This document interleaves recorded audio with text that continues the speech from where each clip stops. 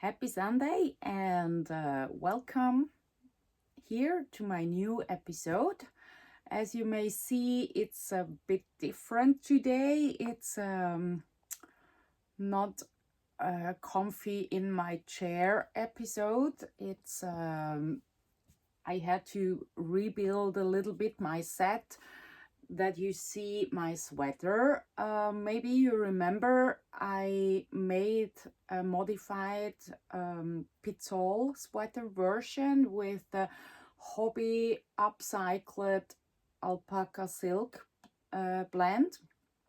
And I got many questions on Instagram, what I changed, how I changed, and so I thought I tried to explain what I made different to the original. The original, may you remember, is this one. And here I played with textures on the sleeve with pearls and stockinette stitch, and here with a ribbing with the knit stitch twisted, and also with a twisted stitch running on the top of the sleeve that gives something like a seam, a fake seam. And for this version, it was clear for me when I saw the colors of the yarn that are available. I couldn't decide, and I thought I'm going to make a marbled one first. I thought I held it together, and one of the anthracite and one of the rosé. And due to this idea, I knew I can't play also or add also textures. So that's why I skipped the textures on this version. But I think the Pizol has really a cool shape. I love the shape. I love with the shoulder increasing first for the body, and then after for body and for the sleeves. I think it really has a cool flow, cool style. So that's why I wanted to make another one. When I got the yarn from Hobby, I realized it's maybe too sad or not so beautiful to combine one strand of each color. The marbled effect was a bit too much for me, so I skipped this idea and went to bold colors or bold color blocks. But I knitted anyway, or I worked anyway with 2 strands of the yarn because it's a thin yarn originally, and I knew I wouldn't have time to go for needle size 3.5 millimeters or even a 3 millimeter. So I didn't skip the idea of 2 strands held together, and so I could use the 5.5 millimeter needles. As I'm a tight knitter, maybe for you, for average knitter, is it maybe a 4.5, 5? And if you are more a loose knitter, then it's maybe compared to a 4.5, something like that. But yeah, that's why we always should do a gauge a swatch to find out is my knitting compare to the knitting in the pattern, or I'm looser, I'm tighter, so I can fix it. So I made not a really serious swatch, but I made one. In the original pattern, it's 14 stitches on 10 centimeters. So I casted on something around 25 stitches and knitted a few centimeters, just I can count. And I didn't wash it, but I knew that when I wash the alpaca silk blend, it will grow a little bit, because these fibers just have the tendency to grow after washing. And so unwashed I had 18 stitches on 10 centimeters, and now since I washed it, it's 16. I then said, okay, I would like to have approximately a bust circumference of 1 meter, and enough ease. And I calculated how many stitches I will need, and then I checked in the original pattern the bust stitches after separating body and sleeve, and I choose the size then. So I went for the XL, the extra large size, and casted on the stitches here. In the original pattern, you make a provisional cast on, and you work first the ribbing of the collar. But I didn't do it like this. I cast it on and immediately started to shape the shoulders, the neckline, and increasing for body, and skipped for the moment the turtleneck. I just went with the pattern, the first few shapings, then I skipped it because I know the pattern, and I decided to just go to free fall knitting, I call it. That means, okay, I have the pattern next to me or somewhere, but I know exactly how many centimeters I need for my shoulder. Okay, I got it. Then I started to increase for the sleeves as well, not only for the bodies like I did here. So then I increased here, here, here, here, and always measure it from time to time from here, end of shoulder, down the armhole, to see, is it enough for me, is it enough for the body? And when I decided, okay, now I have enough stitches increased for the sleeves and for the body, and the armhole is deep enough, I separated body and sleeve stitches, casted on, I think, the same amount as mentioned in the pattern, and then went on to work just the body. I did some more rounds in rosé, because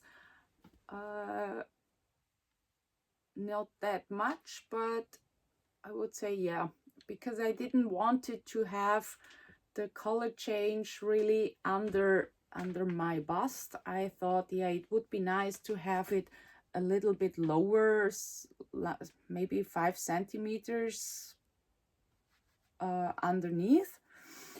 So I added a few more rounds, and then I changed to the anthracite.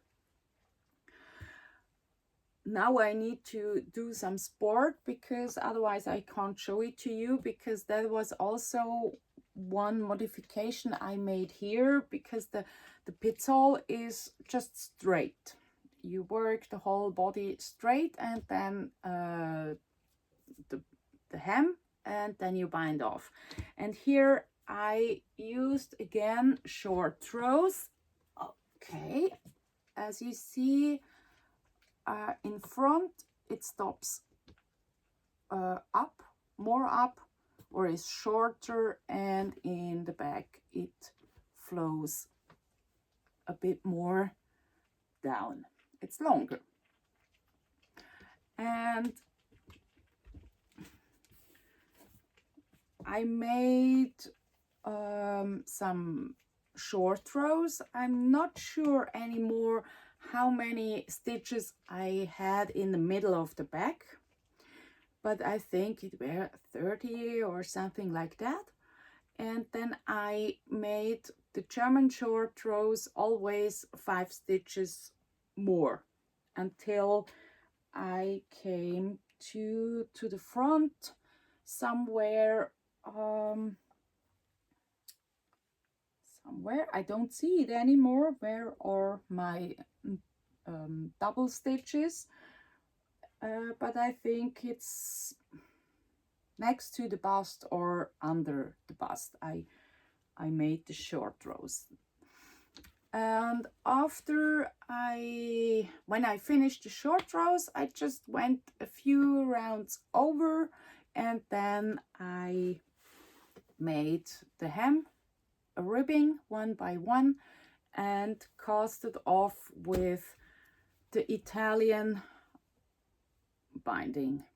At the moment, it's one of my favorite bind offs. It's really, when you understood it and you have it in mind how to go through the stitches, it's just pretty cool and very elastic. Then yeah, I of course made the sleeves. I brought back the stitches to my needle and added the same amount of rounds in rosé, and after I changed to the same amount of rounds like on the body I added, and then I changed to anthracite as well, and I didn't made any decreases on the sleeve like in the original pattern. And at the end I made also a 1x1 ribbing, but also not twisted the K-stitches, and bind it off also with the Italian bind off. And it's also really cool elastic. I didn't want to make a provisional cast on here, because it was for me clear that the sweater or the knitting will grow after washing, but also while wearing. So I thought I need something like a holding seam here on top, and I picked up all the stitches from the cast on line, the same amount like I cast it on. I just picked them up again and made a 1x1 turtleneck. And yeah, I think, no, not I think, I used for the ribbings all ribbings, smaller needles. I think I used there 4 or 4.5, just to give it a bit more hold, stiffness, something like that. And as I wasn't sure, I made the neckline or the turtleneck before I finished the body or the sleeves. I wasn't sure if I have enough yarn from both colors, so I just made a small one. But now I could say I have something like a bit more than one ball left over from the rosé. From the anthracite, it was just such a maybe 5 grams, something like that. So I could make it longer, and it could be that I add some length for the turtleneck later. Yes, these are the changes I made, or the modifications, and I really hope I could show you that it isn't difficult to modify a pattern that you like into your style. So if you have a sweater pattern that you really liked to knit because it was fun, and you like the style or the shape, and you would like to play with colors or even with textures, just try it. I just can recommend you to make really a serious swatch to get serious number of stitches per 10 centimeters. But if you say, okay, it's not that it's not so worse if it gets a bit bigger or smaller, because here I said I would like to have a bust circumference of 1 meter, and it's now 1 meter and 10 centimeters. So it became bigger than planned, but it's pretty okay because I really like how it falls, the drape. It's comfy, it's anyway warm because of the yarn, and even if it's for my body maybe 5 to 10 centimeters too big, I think it looks really, really cool.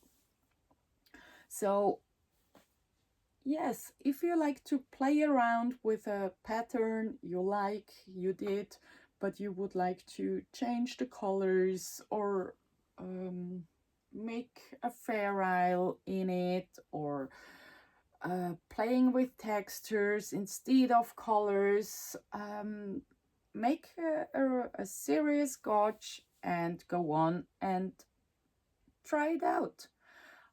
It doesn't really can happen any worse thing. It can't explode or so, but it's really fun to let your own creativity flow and grow.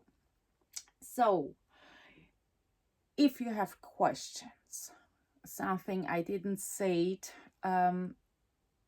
tell it to me or ask me in the comments. I try to answer as good as I can, or let me know if you already did some modification on a bought pattern, or why you haven't tried it yet, or if you don't see or feel the necessity to do so, yes, just let me know in the comments. And if you do want such a pattern modification for you, because I inspired you today, and you post a photo on Instagram perhaps, then tag me.